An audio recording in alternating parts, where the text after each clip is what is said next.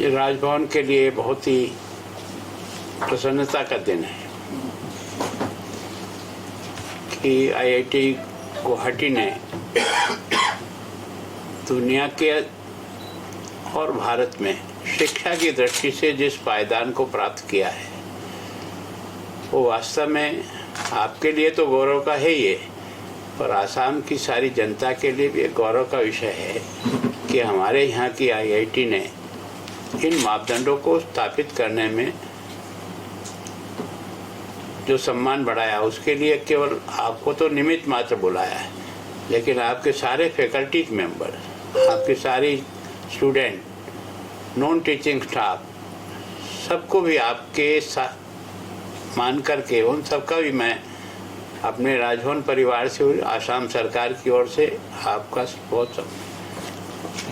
कि अय्यर साहब से बहुत लंबे समय से हम रोजाना मिलते रहते हैं, तो वास्तव में इनका जो प्रारंभ से लेकर के इस संस्था के जुड़ाव रहा है उस उपलब्धि में इनका भी बहुत बड़ा योगदान। मेरा सौभाग्य है कि मेरे को यहाँ शिक्षा की दृष्टि से बराबर मेरा इतना अनुभव नहीं है हायर एजुकेशन का, तो आदरणीय चौधरी जी जो आप कह रहे वहीं के हैं, मैं इनकी मदद देता हूँ और उसके आधार पर काम को ठीक करने का प्रयास करता हूँ।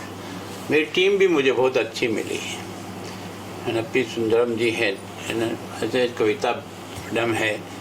डीका जी हैं, ये सारा मेरा स्टाफ है। और मेरे को प्रसन्नता इस बात है कि आज मेरे वाइस चांसलर साहब भी इस यहाँ उपस्थित हैं, शिक्षा के भी सचिव यहाँ उपलब्ध हैं, और एक मेरे पास जो बेस्ट कॉलेज है जो जिसने अपनी परफॉर्मेंस कायम की होती है। तो वास्तव में मैं आपके सम्मान के साथ ही इन सब लोगों से भी निवेदन करता हूँ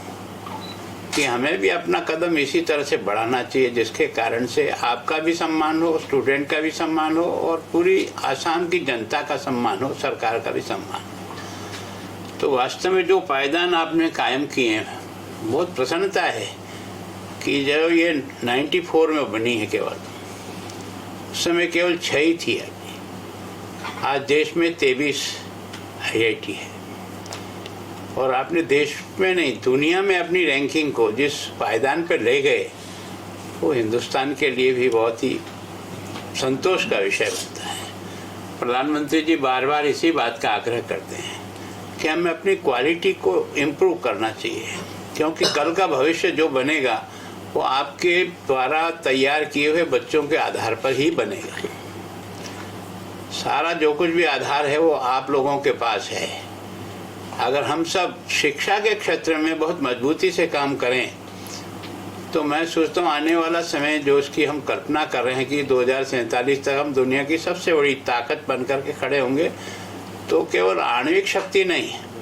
तो दिमागी शक्ति से भी मजबूत हो जाए। हमारा देश जाना जाता है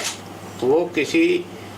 पैसे कौड़ी से और से नहीं है, ज्ञान के कारण से बन जाता था। हमारे विश्वविद्यालय तक्षशिला उस समय के विश्वविद्यालयों में से दुनिया को मार्गदर्शन देता था। तो इसका मतलब भारत में क्षमता है,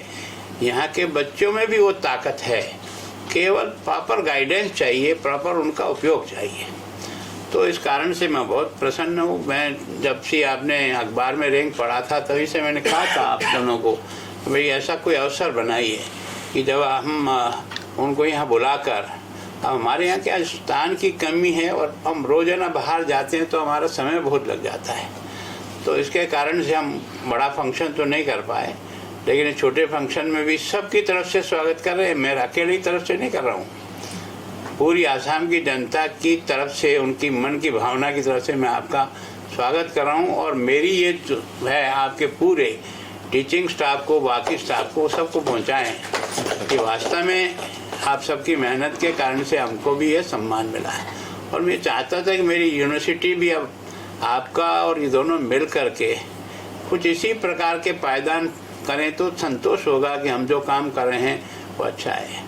जैसा आपने कहा ना, स्कूल एजुकेशन को कैसे ठीक करें, मैं केवल आपसे इतना ही चाहता हूँ। उसके लिए सरकार से भी अगर आपको मदद चाहिए तो मेरे जितनी विश्वविद्यालय में फैकल्टी मेंबर है सब्जेक्ट वाइज, उनका कोचिंग 2 दिन का कैसे हो, फिजिक्स वालों का कैसे, केमिस्ट्री वालों का कैसे हो, पॉलिटिकल साइंस का कैसे हो, उनकी जो है ना साल में कम से कम 2 दिन की वर्कशॉप लगे और सारे हायर एजुकेशन आसाम का कैसे अप करा जाए। अगर उसमें कोई आपकी मदद मिलती है तो एक वातावरण बना सकते हैं अपन सब जगह हायर एजुकेशन पूरा है और मतलब अभी अपन स्कूल एजुकेशन को इतना टच नहीं कर सकते तो कोई बात नहीं, जो हायर एजुकेशन के जो फैकल्टी मेंबर्स हैं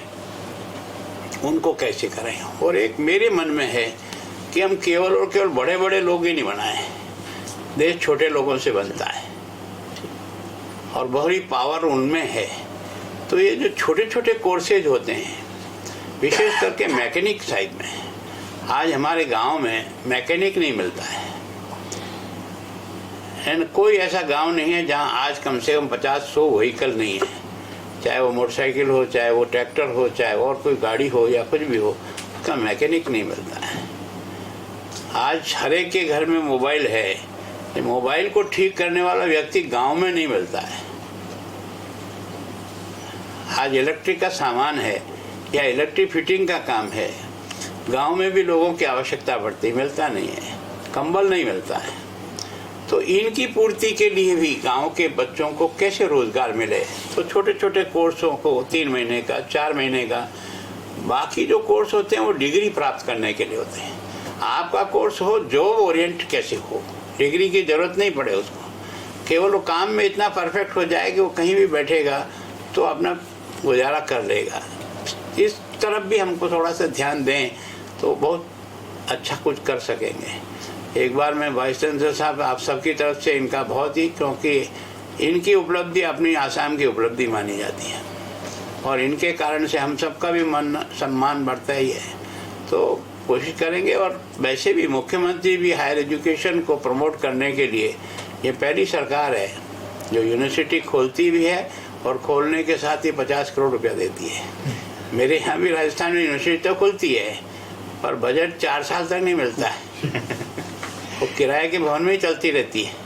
यहाँ ज़मीन भी मिलती है, दोनों काम भी होता है। तो मतलब एक अच्छा वातावरण बना हुआ है, इसको और अच्छा बनाने में आपकी मदद हो सकती है।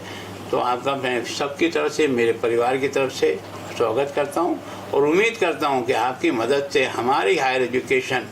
हमारा विश्वविद्यालय इसी कंपटीशन में आगे आए, तब हमें लगेगा कि हमने कुछ किया है। धन्यवाद।